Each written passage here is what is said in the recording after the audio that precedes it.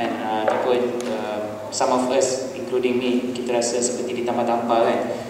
Ustaz ada menulis satu buku, saya teringat, kena promote lah walaupun tak dapat commission 20%. Formula solat sempurna. Ustaz tulis buku ni, saya rasa perfect to guide us.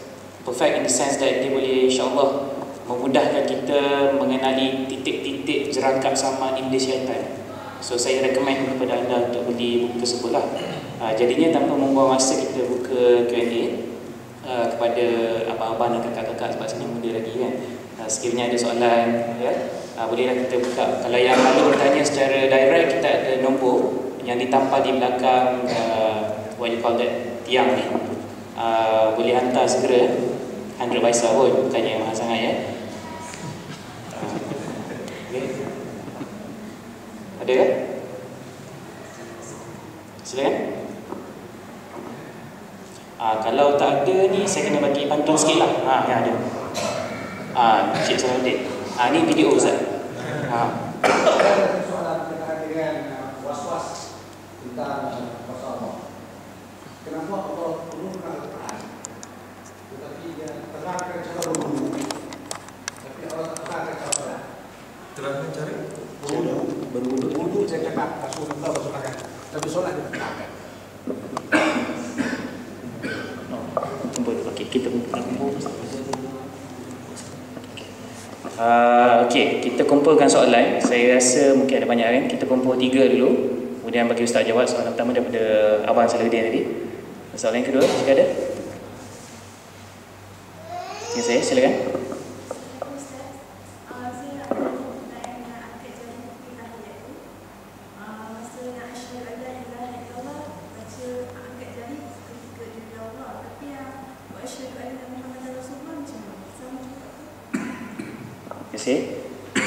Tahiyat.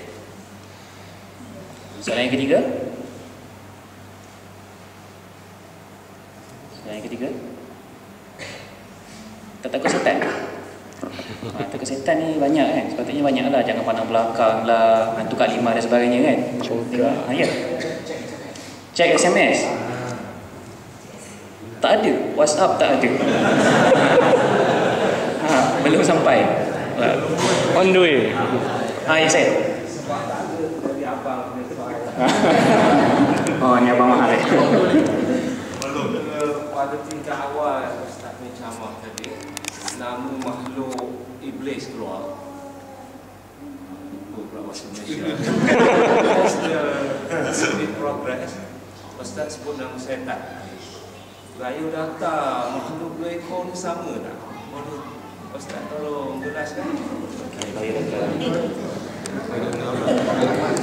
Okay, untuk benefit of all, ada 3 soalan. Saya ulang sebab kita rekod ya.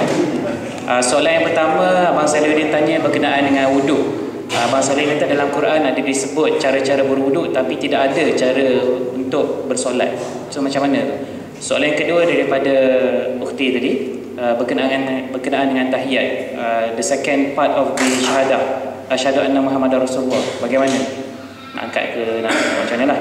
Yang ketiga, abang pakai nelayan di Oman kita, kena bagi kredit juga. Berkenaan dengan biodata, dia nak lebih mengenali kan, tak kenal maka tak cinta. So biodata syaitan dengan iblis ni Ustaz. Silakan. Baik, bismillah walhamdulillah. Yang pertama sekali soalan, kenapa Allah SWT menerangkan wuduk dengan jelas tetapi solat Allah tidak terangkan dengan jelas. Baik, saya tak boleh nak beri jawapan yang sempurna dalam secara spontan ini. Cuma beberapa jawapan yang boleh saya berikan. Yang pertama, apabila dalam bab perkara yang ada sukat, biasanya Allah akan terangkan dengan jelas. Apabila benda itu penting, ya, macam pusaka ada sukat-sukat kan? Ada persen-persen, Allah akan terangkan, ya. Tapi dalam solat dia tak ada sukat-sukat. Dia ada sukat 1/3 ke, ataupun masuk ke sini ke, tak ada, ya. Tetapi ada saja benda yang perlu sukat-menyukat ni, maka Allah akan terangkan dengan jelas. Sebab itu kita lihat dalam bab wuduk, dia ada kawasan dia, dan sampai ke mana, maka Allah terangkan dengan jelas. Maka dia jadi ayat-ayat muhkam, ayat yang jelas, maka tidak ada ijtihad lagi dah. Tapi walau bagaimanapun sebenarnya masih lagi ada ijtihad di kalangan ulama. Contohnya wajah, kat mana mula dia, kat mana habis dia, pun masih ada lagi. Walaupun Allah dah terangkan wajah, tapi tangan sampai ke siku, rasanya itu tak ada apa banyak sangat ijtihad yang berbeza. Kaki pun tidak ada banyak ijtihad yang berbeza. Baik, itu jawapan yang saya boleh berikan lah. Yang kedua, soalan yang kedua tadi, iaitulah tentang tahiyat tadi. Bila kita angkat illallah, itu adalah ijtihad mazhab Syafi'i, ya. Maka pada illallah wa asyhadu anna Muhammadar Rasulullah, sejurus mazhab Syafi'i dan mazhab-mazhab lain, sejurus kita angkat jari, kita disunatkan untuk melihat jari yang kita angkat itu. Jadi kalau wanita dekat dalam telekung, dia tengok atas telekung dia lah, ya. Dan pada ketika itu Nabi disebut dalam hadis fada'a biha. Ketika angkat jari itu Nabi tengok jari, la yujawizu basaratuhu isyaratuhu disebut, dan kemudian Nabi berdoa. So jadi sebagian ulama mengatakan Nabi angkat jari pada waktu itulah Nabi baca bacaan-bacaan tasyahud dan doa-doa. Kalau ada doa-doa tasyahud akhir, dia doa. Lepas tu maka ada orang tanya, apa jadi bila nak turun? Dah angkat-angkat bila nak turun macam kucing naik turun tak reti. Jawabnya, bila Nabi tak ada sebut mana-mana, Nabi tak sebut mana-mana, Allah tak sebut mana-mana, sahabat pun tak ada sebut mana-mana, kamu jangan nak tanya. Itu jawapannya. Sebab nanti jadi macam Yahudi Bani Israel.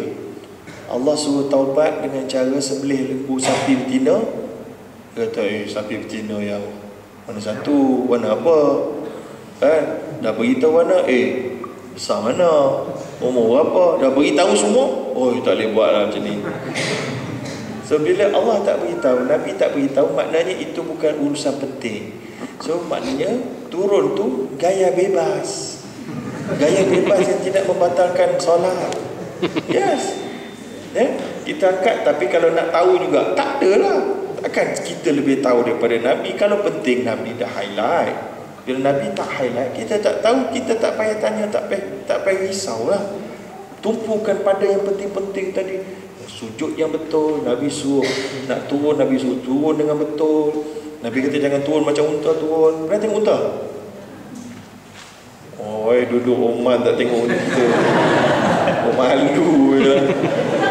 Besok pergi buat lawatan tengok unta. Jangan tengok saja, tengok unta tu turun. Nabi kata jangan turun macam unta turun. Maknanya unta dia tak ada tangan. Dia turun bahagian mana? Depan dulu ke kaki dulu? Bagaimana? Depan maknanya jangan letak tangan dulu, letak lutut dulu. Gitu lah. Itu kata Ibnu Qayyim Al-Jauziyah dalam kitab Zadul Ma'ad. Dia pernah tengok unta. Dia tak tahu kalau unta Oman mazhab lain dengan unta Malaysia. Malaysia ada unta? Kita tak tahulah. Itu jawapan dia, jelas. Soalan ketiga tadi, Iblis. Iblis ni ada di kalangan ulama tafsir.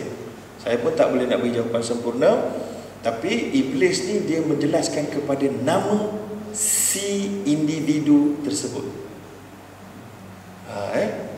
Iblis, si individu tersebut, iaitulah dalam contohnya dalam Quran banyak yang Allah kata idh qulna lil malaikati isjudu li Adam fasajadu illa iblis. Kemudian lagi disebut illa iblis aba ayyakuna minas sajidin. Qala ya iblisu malaka alla takuna ma'as sajidin. Maka iblis ni gelaran individu yang tak mau sujud, yang ego. Iblis ni mereka ini. Mereka ini iblis. Ya? Dia merujuk kepada nisbah iblis yang pertama dulu. Manakala syaitan, syaitan itu lugatan dia, maksud dia jauhkan daripada Allah. So ulama kata syaitan ni bila dia ada alif nun, dia masuk pada benda atau perkara yang menjauhkan orang daripada Allah. Ya? Maka apa saja perkara yang boleh menjauhkan orang daripada Allah, minal jinnati wan nas, itu adalah syaitan. Daripada kalangan jin dan manusia, itu adalah syaitan. So syaitan ni boleh jadi kerja kita. Pernah jumpa syaitan? Kerja kita. Kalau kerja kita menjauhkan kita daripada Allah, kerja kita syaitan. Kalau isteri kita menjauhkan kita daripada Allah, isteri kita syaitan. Sebabnya Nabi sebut gini, Nabi kata kamu tengah solat, kamu buat sutrah, ada orang nak lalu depan. Nabi kata apa? Tahan, lawan dia. Faqatil, lawan dia, tolak dia. Sebab tu kalau ada orang lalu, dia tahan macam ni. Tapi orang kat Malaysia kadang-kadang yang tak belajar. Saya ingat dia pergi haji dulu. Saya ingat masa saya pergi haji ada kawan-kawan cerita, orang Arab dia tengah tawaf gitu. Orang Malaysia orang Malaysia tengah tawaf, orang Arab tengah solat. Orang Malaysia nak lalu depan orang Arab, orang Arab Malaysia pun Allahumma salli ala Muhammad. Orang tu tak bagi lalu, dia jabat tangan pula. Itu sebab tak ngaji, pening kepala Arab tu, so kita kena tahan. Maka Nabi kata kalau dia lawan kamu, dia nak lalu juga, ada dua riwayat. Riwayat pertama kata innahu syaitan, dia tu syaitan. Satu lagi riwayat kata inna ma'ahu syaitan, dengan dia ada syaitan. So maknanya syaitan ni boleh kalangan isteri kita, tapi bukanlah dia perfectly syaitan. Dia ada elemen yang menjauhkan suami daripada Allah. Dan ajak pergi shopping je kan, bang shopping bang, ada sale bang, sale. Memanglah kedai perabot tu tak tahu, sepanjang tahun ada sale. Suami boleh jadi syaitan. Kerana suami lah, saya tak suka lah tengok awak pakai macam ni, pakailah singkat sikit sini ke, seksi sikit, sendak sikit pun best sikit. Saya tengok, saya nak tanya kawan-kawan pun bangga sikit. Oh, suami syaitan. Suami syaitan. Anak boleh jadi syaitan dalam hidup kita. Kerana anaklah kita tak solat, kerana anaklah kita jadi ini sembrono, macam-macam masalah. Syaitan. Tapi iblis dia punya inti dia keingkaran kepada Allah, ketuhanan dan keengganan kepada sujud kepada Allah. Maka daripada situ lahirlah kesyaitanan, sifat-sifat kesyaitanan itu. Baik. Begitulah serba ringkas, wallahu taala alam. Wallahu alam. Saya dibanjiri dengan SMS secara tiba-tiba. Mungkin sebab Nauras dah tukar jadi Uridu kan. Itu bahasa Arab tu sebenarnya Uridu. Bukan Orido, Uridu. Aku memerlukan kamu. Betul tak? Okey, soalan pertama. Soalan ni sebab rekod, so kita kena bikin sensi sikit macam mana. Dia berkenaan dengan mazhab Ibadi di Oman. Ibadi di Oman ya. Soalan ni, adakah kita boleh mengikut solat jemaah jika diimamkan oleh imam mereka? Pernah ada pendapat yang mengatakan kita kena selidik macam mana ibadah dan akidah mereka. Jika berlainan dari mazhab kita, mazhab Syafi'i contohnya, kita tidak boleh mengikut solat mereka. Minta penjelasan. Soalan yang kedua, kenapa di Masjidil Haram dan Masjid Nabawi selepas solat tiada bacaan doa? Soalan yang ketiga, adakah solat kita diterima sekiranya fikiran kita memikirkan hal-hal lain semasa solat, contohnya tanzilat, dan tidak faham maksud ayat-ayat yang dibaca? Tanzilat faham kan? Sir. Saya geng-geng WhatsApp sikit-sikit lah apa ni tanzilat ni. Soalan yang keempat, salam Ustaz, macam mana nak hilangkan perasaan riak dan berprasangka buruk sesama manusia?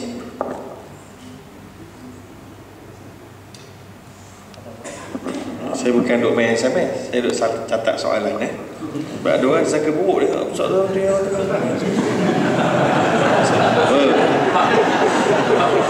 Saya ingat saya masuk tanyalah ustaz saya tu, orang soal telefon tu, saya type dekat note ni, lepas tu penerbit kata, ada orang bertanya, apa ustaz sibuk sangat duk main SMS orang tengah soal? Saya bukan duk main SMS, saya tengah type soalan. Sebab saya tak bawa pen lagi tu. Baik, jawapan yang pertama, Ibadi ni saya tangguh sebab saya pun tak banyak research pasal mazhab ini, kerana dia tak berapa popular lah jadi saya pun tak berapa sure. Tapi sepaham saya dia masuk dalam yang boleh diikuti lah, maknanya yang tidak ada apa-apa masalah besar lah tapi saya akan kena check balik semula. Yang kedua, kenapa Masjidil Haram tak ada zikir selepas solat? Yang pertama, kerana orang nak tawaf. Tawaf itu lebih baik daripada Tawaf itu adalah zikirnya dan sentiasa diperlukan. Majlis Haram juga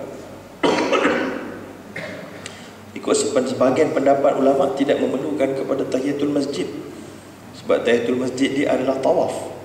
So buat apa nak buat benda lain kalau ada benda yang lebih utama pada ketika itu.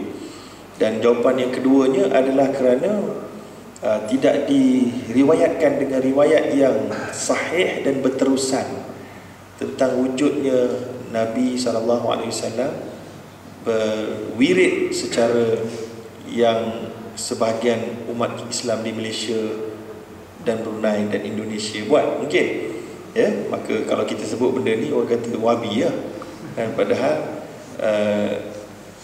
di sini pun tak buat juga. Mereka bukan Wahabi, mereka Ibadhi dan di Jordan pun sebahagian masjid, banyak masjid tidak buat, mereka mazhab-mazhab lain. Baik, jadi atas sebab itu Malaysia dia ada campuran. Mazhab Malaysia ni kita bukan mazhab Syafi'i biasa. Mazhab kita di Malaysia, kita mazhab Syafi'i Ghazali. Itu kena faham. Malaysia ni dia bukan pegang mazhab Syafi'i pure, tapi dia mazhab Syafi'i Ghazali, campuran Ghazali. Sebab kita belajar mazhab Syafi'i daripada kitab-kitab Imam Al-Ghazali. Sama ada kitab yang paling utama, kitab Ihya Ulumuddin. Sebab itulah bila ada profesor yang membuat kajian akademik tentang Ihya, melenting-lenting orang-orang yang tak tahulah sebab apa mereka melenting, Jadi, dan juga kitab Wasit dan Wajiz dan seumpamanya pun daripada Imam Abu Hamid Al-Ghazali. Sedangkan Imam Abu Hamid Al-Ghazali itu dalam mazhab Syafi'i, di kalangan para alim ulama mujtahid mazhab Syafi'i, dia dikelaskan sebagai ashabul wujuh, iaitulah ulama mujtahid dalam mazhab yang ada beza dengan pendapat mazhab. Boleh tahu? Pendapat dia ada beza dengan pendapat mazhab yang muktamad. Tapi kita mengikut je antaranya. Dalam pendapat Imam Abu Hamid Al-Ghazali, semasa wuduk, tengah basuh muka, tengah basuh tangan, kita ada doa. Tapi dalam mazhab Syafi'i sendiri, sebenarnya yang muktamad dalam kitab Nihayatul Muhtaj, Tuhfatul Muhtaj, tak ada benda tu. Tak ada. Contohnya, kita lepas solat kita ada sapu muka. Dalam Rawdatul Talibin oleh Imam An-Nawawi, dalam kitab Al-Majmu' oleh Imam Nawawi, tak ada sebut. Dalam kitab Al-Um tak ada sebut, tapi Ghazali punya mazhab ada. Maka kita buat. Tuan-tuan pun buat. Dapur sapu muka macam-macam jenis. Ada letak gini, letak gini, letak gini, letak gini, macam-macam jenis. Itu pula kat tuan-tuan lah, sebab solat dah habis. Tapi nak cerita, itu bukan mazhab Syafi'i yang muktamad. Okey? Ada orang kata, dah mazhab Syafi'i muktamad, baca doa tengah wuduk tu ada sebut dalam kitab Al-Adhkar oleh Imam Nawawi. Itu satu kesalahan dalam teknik merujuk kepada kitab rujukan. Ini kena mengaji pengajian tinggi, masters atau PhD. Kita kena tahu nak ambil satu rujukan, kena ambil dalam bidang dia. Kitab Al-Adhkar dikarang oleh Imam Syafi'i, memang Imam Nawawi memang kitab antara kitab-kitab akhir dia. Tapi itu kitab yang bukan dikhususkan sebagai kitab fiqh mazhab Syafi'i. Itu kitab yang menumpukan khas kepada zikir-zikir. Maka sebab tu dia highlightkan semua zikir-zikir di mana-mana yang ada. Maka kalau nak tahu tulisan Imam An-Nawawi yang betul-betul dalam bab ini, kena rujuk Al-Majmu' atau kitab Rawdatul Talibin, bukan kitab Al-Adhkar. Contoh katalah saya tulis bab fiqh dengan bersungguh-sungguh dalam satu kitab saya bertajuk Fiqh Kewangan Islam. Habis otak kaki semua, sifat siup penuh. Ada satu lagi buku saya macam travelog. Dalam travelog ni saya cerita santai-santai. Tiba-tiba tuan kata, berdasarkan kitab travelog Dr. Zaharuddin, hukum ini adalah haram. Salah petik. Jangan petik daripada buku itu. Buku itu tak primary di dalam primer di dalam rujukan fiqh. Rujukan fiqh kena rujukan kitab fiqh saya. Sebab kitab fiqh saya double check, triple check, quadruple check. Tapi dalam kitab travelog saya check lebih-lebih kurang Itu kena faham. Bawalah betul rujukan kita. Ini kadang-kadang ambil mazhab Syafi'i, ambil daripada kitab Al-Fiqhul Islami wa Adillatuhu, pun salah juga di sudut adab ni. Ya, baik itu kita bukan kitab fikih Syafi'i. Tak apa, itu je. Baik. Okey, itu tak ada zikir. Yang seterusnya, tak faham solat tapi tak faham ayat yang dibaca. Macam tu soalan dia. Dia fikir lain. Baik. Dalam Islam, Nabi ada sebut dalam satu hadis bahawa seorang lelaki, seorang perempuan, dia beransur daripada solat, dituliskan baginya kebaikan ala qadri ma aqil, berdasarkan kadar dia khusyuk. Kadar dia khusyuk itu kalau 1/3, 1/3, 1/4, 1/5, 1/6, 7, 8, 9, 10. Maka kita ni nak sentiasa full mark 100%, tak dapat lah tuan-tuan. Sebab tu kita memerlukan solat sunat. Solat sunat untuk cover solat-solat fardu yang lalai-lalai itu. Ya? Dan untuk cover, nak elakkan lalai-lalai itu berterusan, kita baca tu, kita kena hafal apa ertinya dalam bahasa Malaysia. Barulah kita akan lebih khusyuk dan menghayati. Itu sangat penting tuan-tuan dan puan-puan. Sebab tu jangan kita pandang ringan peranan untuk menghafaz makna itu. Yang ketiga, jangan kita sangka khusyuk itu macam pentafsiran sebahagian cerita-cerita ulama. Khusyuk tu macam Sayyidina Ali, dia tengah kaki dia kena panah, nak tarik panah tak boleh, maka solat pun boleh sebab dia sangat khusyuk. Dan ada itu cerita-cerita yang aneh-aneh yang tak wajar dijadikan hujah khusyuk. Sebab Nabi SAW adalah sumber khusyuk, manusia yang paling takut dengan Allah, yang paling tinggi takwanya. Rasulullah tengah solat, dia sujud, Hasan dan Husain duduk atas belakang dia. Nabi bangun tak? Kalau Nabi khusyuk sangat tak sedar dunia, Nabi bangun, tak perasan pun ada orang kat belakang dia. Tapi Nabi tak bangun. Maknanya khusyuk yang masih sedar dengan adanya benda luar. Nabi pun tak pernah suruh kita khusyuk sampai tak sedar dunia ni. Ini ahli tasawuf punya ciptaan. Sebab apa Nabi kata kalau kamu solat, uqtulul aswadaini wa antum fis salat al-hayyatu wal aqra. Nabi kata kamu sedang solat, kamu boleh bunuh dua benda hitam, iaitulah kala dan ular. Bila Nabi suruh, ini makna Nabi suruh kamu tengah solat, kamu kena aware dengan apa yang berlaku di sekeliling. Jangan ular belakang belik-belik tak sedar khusyuk. Nabi suruh lawan ular tu. Kalau berani lah. Kalau tak berani lari cabut solat balik kan. Jadi itu yang kena buat. Dan Nabi juga sendiri tengah solat, dalam satu riwayat Nabi siap boleh dokong cucunya Zainab. Nabi tengah solat, riwayat Nabi Aisyah ketuk pintu, Nabi boleh buka pintu. Dan Nabi tengah solat, Aisyah pasang langsir baru.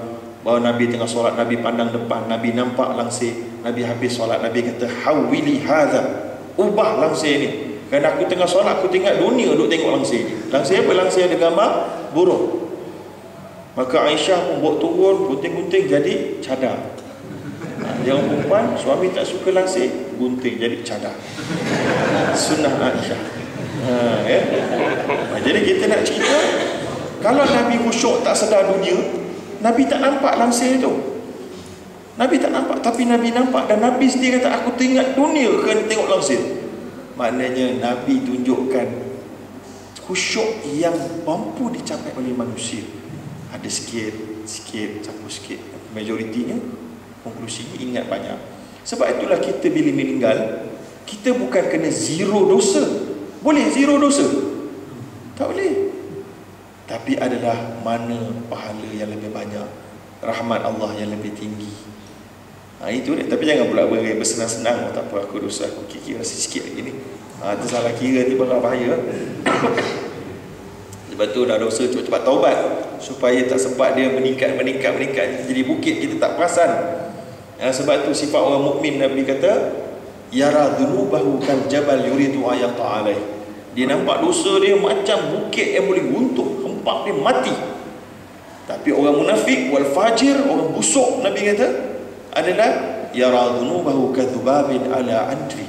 Dia nampak dosa dia macam dah lalat ingat di hidung dia boleh terbang. Sikit sangat dosa dia. Nauzubillah min dzalik. Jadi saya rasa itu adalah jawapan untuk soalan yang ketiga. Soalan yang akhir, macam mana tak mau riak dan sangka buruk. Yang ini kena bersihkan hati, kena mujahadatun nafs. Ya, riak dan sangka buruk adalah antara sifat-sifat mazmumah yang boleh dihilangkan dengan latihan-latihan. Macam tuan-tuan, kita ni, otot kita ni, dia ada dia punya memori dia. Saya baru tahu. Saya bukan orang sukan, saya belajar juga sikit-sikit, ada memori dia. Saya minat satu sukan ni, nama sukan tu tenis. Kan? Saya pernah main tenis. Masa nak serve tu, baling bola, sana nak serve. Macam mana ni? Tapi tengok orang-orang handal main, kat situ je bola tu. Apa hal? Saya pun baca-baca, rupa-rupanya dia ada memori tangan. Dia buat berjuta kali, beribu kali. Tangan dia tu dah boleh tahu nak seinci mana, berapa. Baling tu dah tahu bila. So tepat tu dah jadi satu. Tak payah pakai otak dah.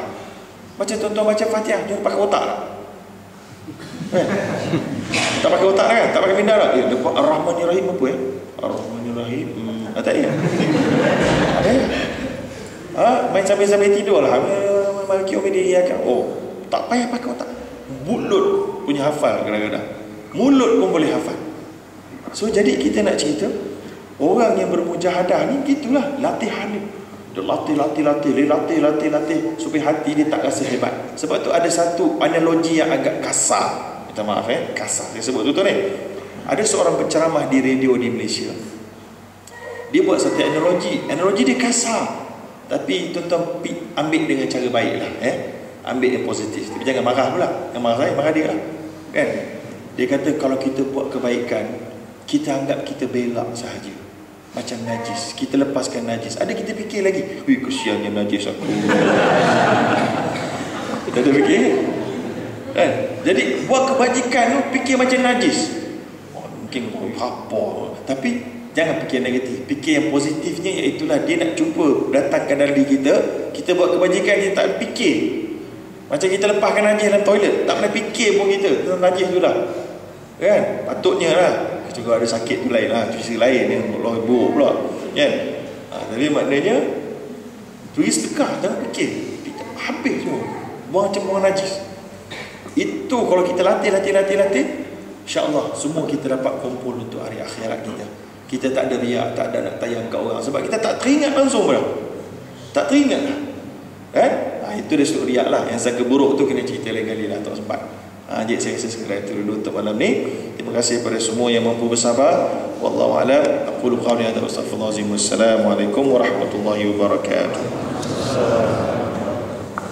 Assalamualaikum warahmatullahi wabarakatuh. Terima kasih kita ucapkan kepada Yang Berbahagia Ustaz Dr. Zaharuddin. Ada beberapa soalan yang baru masuk ni, so kita tangguhkan untuk sesi besok lah InsyaAllah. Jadi terima kasih kepada abang-abang dan kakak-kakak juga adik-adik yang hadir pada malam ini. So kita harapkan kedatangan yang lebih ramai pada hari esok, kerana topik kita seperti yang Ustaz sebut esok agak heavy dan menarik, tertarik dan kedebong lah.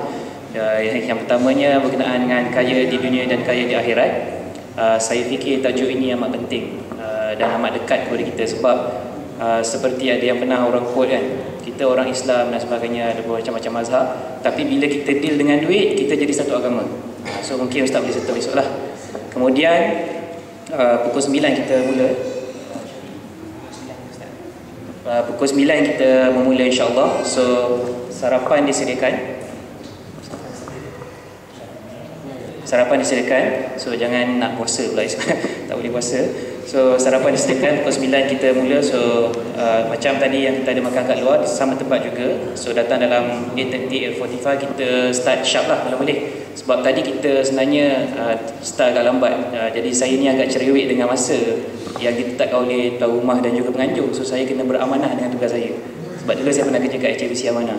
So tajuk yang kedua, pada pukul 1 tengah hari kita akan membincangkan tentang tajuk membentuk keluarga bahagia. Saya dah nampak pada senyum dah. So membentuk keluarga bahagia, tips-tips dan sebagainya, macam mana kita nak membentuk keluarga yang bahagia. Dan yang last but not least, pada pukul 3 petang, tajuk ni ialah isu-isu semasa di Malaysia yang kita tak tahu. anjing, ISIS, wasabi ke wahabi ke, ini kita akan bincangkan esok ya. Ustaz akan memberikan penerangan yang lebih lanjut. So insyaAllah dengan apa yang telah kita bincangkan pada malam ini, saya fikir dapat membuka sedikit sebanyak minda kita dan ilmu kita. So kita ucapkan terima kasih kepada Yang Berbahagia Ustaz. Dan sebelum kita tutup secara rasmi pada malam ini, izinkan saya memberikan serangkap berpantun. Kena bagi. Ada Melaka, ada? Zuhaimi kan? Kena bala. 2, 3, 4, 5 6, 7, 8, 9. Kita hidup ni taklah lama. Jangan lupa siapkan bekalan. Okey. Tapau ada, tapau ke akhirat macam mana? Question mark. Ingat tu. Pantun yang terakhir, dari Mawalih tempat saya tinggal ke Kampung Tiwi. Tahu Tiwi? Beli syawarma di Pekan Rui. Selesailah sudah tugas diberi. Besok hari bersua lagi insya-Allah. Dengan itu kita tangguhkan majlis kita dengan tasbih. Assalamualaikum warahmatullahi wabarakatuh. Assalamualaikum.